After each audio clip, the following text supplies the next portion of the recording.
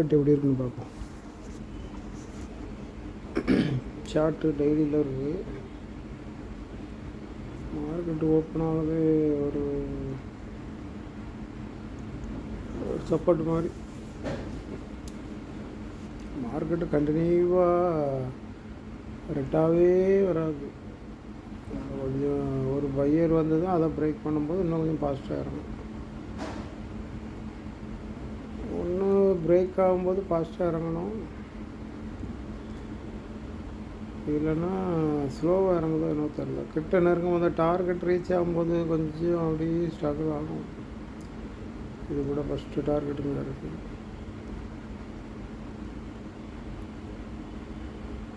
அப்படி சின்ன சின்ன மொமெண்டமாக கூட ஒரு பையரு, ஒரு செல்லரு, அப்புறம் ஒரு பையரு, இந்த மாதிரி பையர் வந்து ஒரு அதுக்கப்புறம் அதை பிரேக் பண்ணுறது, இப்படி ஒரு மூமெண்ட்டாக நடக்கும்போது கிட்ட டார்கெட்டுக்கிட்ட நெருங்கும் போது சில டைம் அப்படி இருக்கும். சில டைம் ஃபாஸ்ட்டாக போய் டார்கெட் ரீச் ஆகிட்டு திரும்ப ஜம்ப் பண்ணி மேலே போகும். திரும்ப கீழே போக போகுது அப்படின்னா அப்படியே வந்துடும், லோ ஆகும். பார்ப்போம் எப்படி இருக்குன்னு பார்ப்போம். 5 மினிட்டில் ஒரே ஒரு மூமெண்டம் தான், சூப்பரான மூமெண்டம். ஒரு 12,000 எடுத்தேன், அதோட பண்ணிட்டேன். இது கொஞ்சம் ஈஸியாக தான் இருக்குது. கீழ் சுவிட்சுன்னு ஒன்று இருக்குது, அதை ஆஃப் பண்ணி வச்சுட்டோம்னா அதுக்கப்புறம் நம்ம ட்ரெண்டை சார்ட்டை பார்க்க வேண்டிய வேலை இல்லை. அதுக்கு முன்னாடி நம்ம முடிகிற வரையும் நம்மளுக்கு அந்த காசு கேரண்டி கிடையாது. இப்போ நம்ம அது கீழ் சுவிட்சை சார்ட் பண்ணிட்டோன்னா நம்ம இப்போ எடுத்த ப்ராஃபிட் நம்மளுக்கு தான். ஒரு நல்ல மெத்தடு. 5 மினிட் எப்படி இருக்குன்னு பார்ப்போம். 5 மினிட் ஒரு மூமெண்ட்டும் தெளிவாக தெரியாமல் போயிடுச்சு. இப்போ இது ஃபஸ்ட்டு கேண்டில்.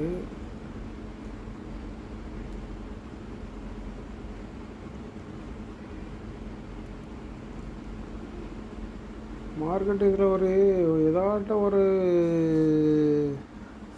செல்லிங் ப்ரெஷர் வர்றதுக்கு ஏதாட்டம் ஒரு இது பண்ணாமல் கீழே வந்துடுச்சு.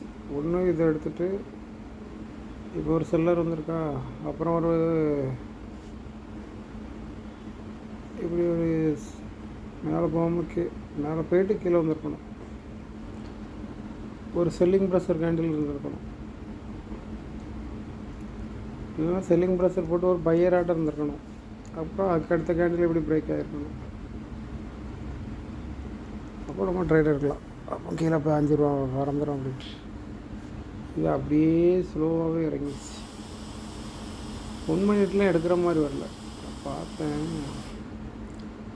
அந்த இடத்துல பையாவும் திரும்ப எடுக்கலான்னு பார்த்தேன்.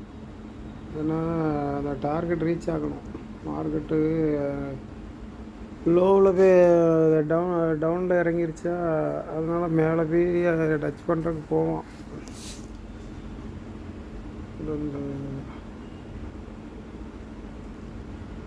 இதுதான் டார்கெட்டு.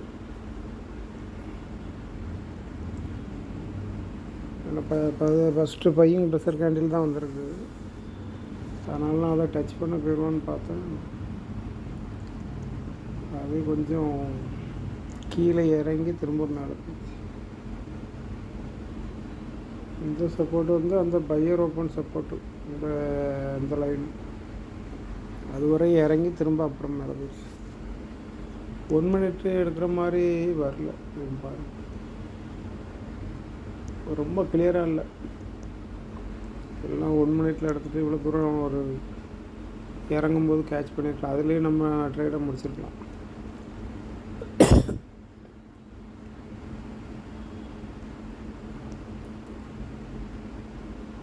கண்டினியூவாக போகுதுனாலும் உடனே எடுக்கக்கூடாது. ஏதாட்டம் இதில் ஒரு செல்லிங் ப்ரெஷர் வந்து அதை பிரேக் பண்ணுதுன்னா அப்போ கீழே இறங்காது, அப்போ மார்க்கெட்டு எடுக்கலாம். கண்டினியூவாக போகுது. இதில் திரும்பும்போது வந்து ஒரு இதாக கொடுக்கல.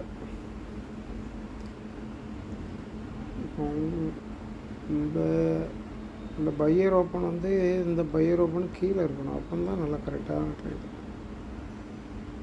இந்த மாதிரி கீழேருந்து போகும்போது ஏன்னா இந்த கேண்டிலுக்கு அப்புறம் ஒரு பையர் ஆட்டம் வந்திருக்கணும். இதில் போய் இப்படி அதை பிரேக் பண்ணாமல் இப்படி க்ளோஸ் கொடுக்கணும்.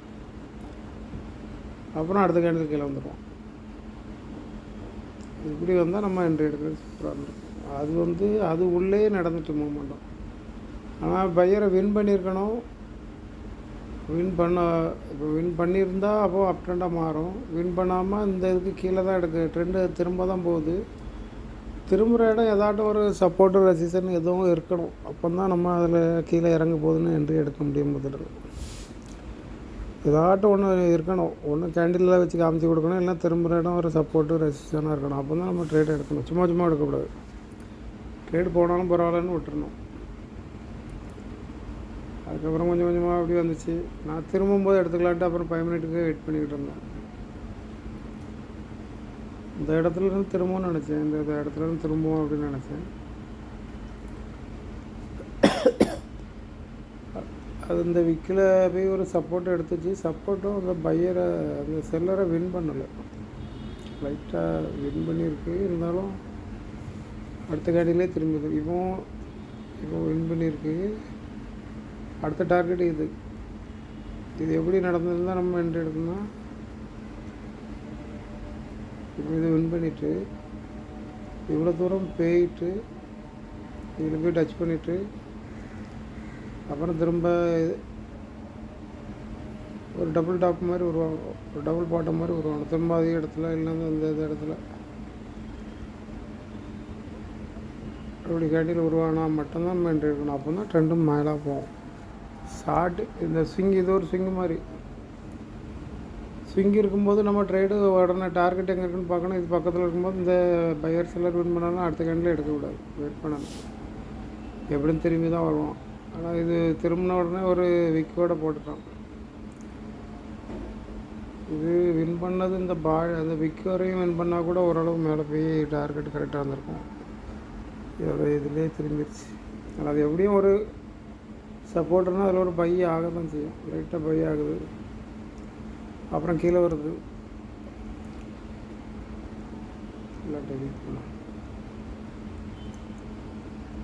இது வரும் பொறுமையாக வெயிட் பண்ணணும். நமக்கு கரெக்டாக என்ட்ரி கிடைச்சா மட்டும்தான் ட்ரேட் எடுக்கணும். இல்லைன்னா நம்ம வார்டுக்கு இருக்கணும்.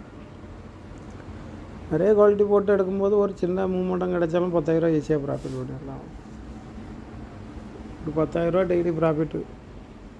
எக்ஸ்பைரின்னா கூட கொஞ்சம் பண்ணலாம். ஏன்னா அது கொஞ்சம் நல்லா ஃபாஸ்ட் மூமெண்ட்டாக இருக்கும்.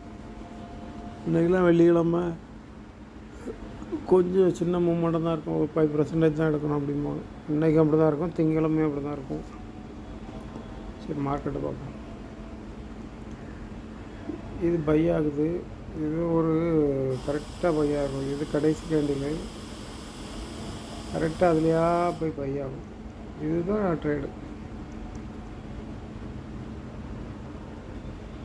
இதில் எடுத்தோன்னா இதுதான் டார்கெட்டு. சிலவங்க சின்ன சின்ன மூமெண்ட்டும் கேட்ச் பண்ணால் எடுக்கணும். ஆனால் நம்ம இதை எடுக்கக்கூடாது. ஏன்னா போய்ட்டு டவுன் ரன்னா ஃபாஸ்ட்டாக திரும்ப பார்த்துருங்க. நம்ம திரும்ப மேலே போகும்போது எடுக்கலாம், இல்லை திரும்பி வரும்போது கூட எடுக்கலாம். எடுத்தால் இவ்வளோ தூரம் தான் டார்கெட்டு. இதில் பை ஆகும்.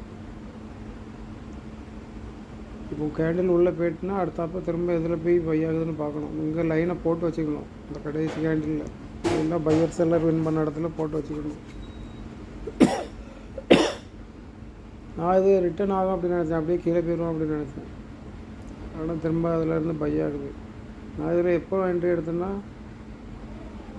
இதிலெல்லாம் என்ட்ரி எடுக்கல. இது இப்போ இந்த பையர் செல்லர் வின் பண்ணணுன்னு எடுக்கல. ஏன்னா அது கரெக்டாக வின் பண்ணியே க்ளோஸ் கொடுத்தது இங்கே கரெக்டாக. இது ஒரு சப்போர்ட்டு. இப்போ இது கீழேருந்து போகும்போது அது ரெசிஸ்டனாக இருக்கும்.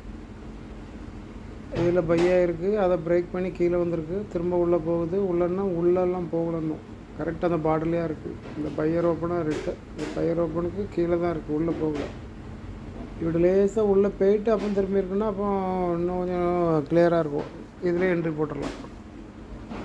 இப்படி இந்த பையர் இவ்வளோ தூரம் போயிட்டு அப்புறம் கீழே இறங்கிச்சுன்னு வைங்களாம். அப்போ இந்த கேண்டில் திரும்பும்போதே இதில் என்ட்ரி போட்டுடலாம். இது கரெக்டாக இருக்குது. ஏன்னா டவுன் ட்ரெண்டு. அப்போ இது உள்ளே போனதுக்கப்புறம் இந்த பையர் செல்லர் வின் பண்ணதுக்கப்புறம் இதில் தான் ஒரு என்ட்ரி போட்டோம். இந்த கேண்டில் முடிஞ்சதுக்கப்புறம் இதில் ஒரு பையர் செல்லரை வின் பண்ணியிருக்கு. அதுக்கப்புறம் கீழே இறங்க மாட்டோம். உள்ளே போயிடுச்சு. கீழே ஒரு சப்போர்ட் எடுத்துகிட்டு பையர் செலர் வின் பண்ணிட்டேன். அதுக்கப்புறம் என்ட்ரி. அதுக்கப்புறம் நான் என்ட்ரி டார்கெட்டு இங்கே வரையும் வச்சேன். எப்படி அங்கே போயிடும். ஆனால் குவாலிட்டி கம்மியாக போட்டிருந்தேன். அது வரையும் டார்கெட் வச்சுருந்தேன். குவாலிட்டி நிறையா போட்டிருந்தேன்னு நான் அங்கேயே முடிச்சிருப்பேன். இது 2 கேண்டில்லே இந்த இதோடய முடிச்சிருப்பேன். எப்படி அங்கே கிட்ட வரும்போது கொஞ்சம் பிரேக் ஆகி தான் மேலே போகணும். இது அதுக்கு முன்னாடியே கொடுத்துருச்சு. அதுக்கு முன்னாடியே 2 ஆட்டி அப்படியே கோல்டு ஆகிற மாதிரி ஆகி அப்புறம் பிரேக் ஆகிடுச்சு. கொஞ்சம் லாட்டு போட்டு நம்ம ட்ரேட் எடுக்கும்போது லாஸ் இருந்தாலும் பெருசாக ஒன்றும் தெரில. நிறையா லாட்டு போட்டு லேசாக இறங்கும்போது லாஸு பெருசாக காமிக்குது. கொஞ்சம் பயமாக தான் இருக்குது. கொஞ்சம் லாட்டு போட்டே பழகிடுங்க. அப்புறம் நல்லா ஒரு கிளியரான அளவுக்கு வந்த பிறகு பெரிய லாட்டு போட்டு எடுங்க. இதுவரையும் எடுத்த எந்த ஒரு என்ட்ரியும் எடுத்த டார்கெட் ரீச் ஆச்சு. அதுக்கு முன்னாடி எக்ஸிட் பண்ணிட்டு போயிட்டேன். போதும் அப்படின்ட்டு. அதுக்கப்புறம் இறங்காது. ஏன்னா ஏன் இறங்காதுன்னா ஒரு சப்போர்ட் மாதிரி காமிக்கணும். மார்க்கெட்டு டெய்லியில் பையான இடம்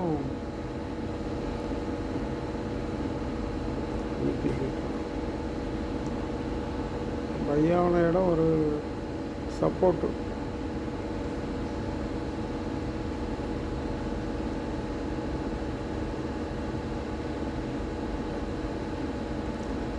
அது ஒரு பையிங் ப்ரெஷர் மாதிரி காமிக்கிறக்காண்டியே அப்படியே நிப்பாட்டிடுவானுங்க மார்க்கெட்டை.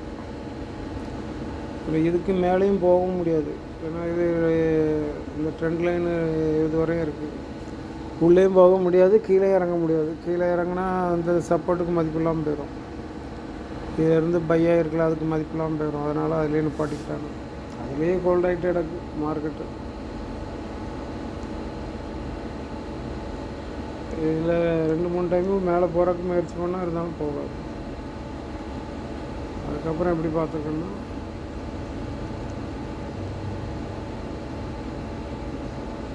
மார்க்கெட்டு மேலேருந்து கீழே இறங்குது. இது ஒரு ஸ்விங்கு. இதுதான் first swing. First time support பை ஆகுது. 2ஆவது டைம் வந்து இந்த இதுக்குள்ளேயே எடுத்துருக்கணும் போது.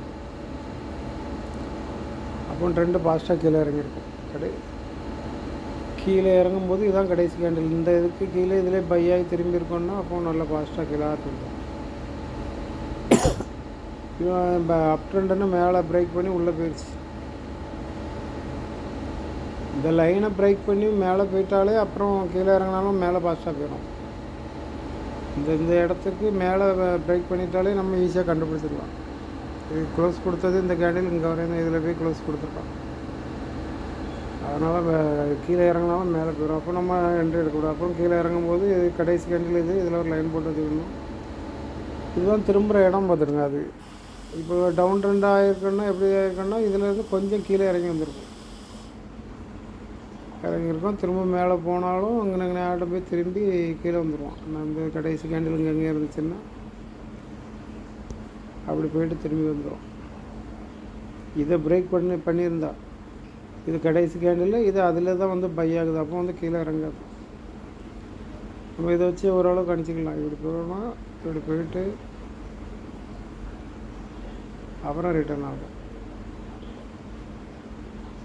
அந்த மாதிரி கீழே பிரேக் பண்ணியிருக்கணும். இந்த மாதிரி கீழே கேண்டில் அந்த கடைசி கேண்டில் கீழே பிரேக் பண்ணியிருந்தால் இந்த மாதிரி நடக்கும். மேலே போய்ட்டு திரும்ப இது அதுக்கு மேலே பையாதனால மார்க்கெட்டு இறங்காது. இதுதான் கடைசி கேண்டில் அதை பிரேக் பண்ணி மேலே போகுது. இங்கே போயிடுச்சு. அதுக்குள்ளே மார்க்கெட்டு முடிஞ்சிருச்சு. நம்ம எப்போதும் ஒரு நல்ல ட்ரேடு மட்டும் பார்த்து எடுங்க. இந்த ட்ரேடு வந்து எடுத்துருக்கலாம். கீழே இவ்வளோ தூரம் இறங்கியிருக்கு, நம்ம எடுத்துக்கலாம் அப்படின்ட்டு அடுத்த நாள்லாம் இப்படி ஒரு கேண்டில் வந்தோன்னே எடுத்துடக்கூடாது. ஏதாட்டும் ஒரு நம்மளுக்கு தெரிஞ்சிருக்கணும். இப்போ இந்த இது திரும்புறது இதில் போய் திரும்புதுன்னு வைங்களேன். இந்த கேண்டில் ஒரேடியாக இவ்வளோ தூரம் போயிட்டு அப்போ அடுத்த கேண்டில் 2 கேண்டில் வருதுன்னா அப்போ நம்ம எடுத்துடலாம். ஒரு சின்ன ஸ்பின்னிங் டேப் வந்தால் கூட அதுக்கு அடுத்த கேண்டில் நம்ம எடுத்துடலாம். ஏன்னா அதுக்கு மேலே போகாது. அது ஒரு டார்கெட். இடையில திரும்பும் போது நம்ம எடுக்கக்கூடாது. அதுதான் நம்ம கவனமாக விளாடணும். ட்ரேடு எடுக்காட்டாலும் பரவாயில்ல, நல்ல ட்ரேடை பார்த்து எடுக்கணும். இந்த ட்ரேடு 2ஆவது டைம் பையாக போனது சூப்பர் ட்ரேடு. ஒரு நல்லா பெருசாக காமிக்க துல்லியமாக காமிக்கும். இந்த இது கடைசி கேண்டில் பை ஆகிறது எக்ஸாக்டாக அதுக்கு மேலே தான் பை ஆகும் பார்த்துருங்க, உள்ளே வராது. அது ஒரு பை ஆகிருப்பது. அடுத்தாப்போ மேலே போய்ட்டு அந்த ஸ்விங்கில் போய் திரும்பிட்டு ரெண்டாவது வருது. அடுத்தாப்போ இதில் போய் வரணும். இது வரையும் கடைசி கண்ட்ரி இது கடைசி கண்டில் இடத்துல தெரியுது.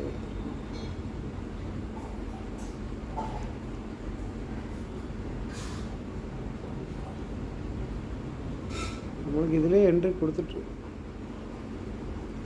இந்த இதில் என்ட்ரி கொடுத்துட்டான். பை ஆகிட்டு அப்புறம் ஸ்விங்கில் திரும்பும்போது இதெல்லாம் பெரும்பாலும் ஃபெயிலே நடக்காது. அதுவும் இதில் போய் எடுக்கிறது ரொம்ப கிளியரான ட்ரேடு. ஏன்னா இந்த ஸ்விங்குக்கு இது போய் திரும்பிடுச்சு, இது உள்ளேயும் போயிடுச்சு ட்ரேடு. இந்த இதில் எடுக்கிறது தான் கிளியரான என்ட்ரி. ஹையர் செல்லர் வின் பண்ணதுக்கு அப்புறம் எடுக்கிறது சூப்பரான என்ட்ரி. ஏன்னா அப்புறம் திரும்பாது. இந்த ஸ்விங்குக்கு இங்கே மேலே திரும்பிட்டு கீழே இது ஒரு செல்லர் ஓப்பன், இதை பிரேக் பண்ணிப்போம்.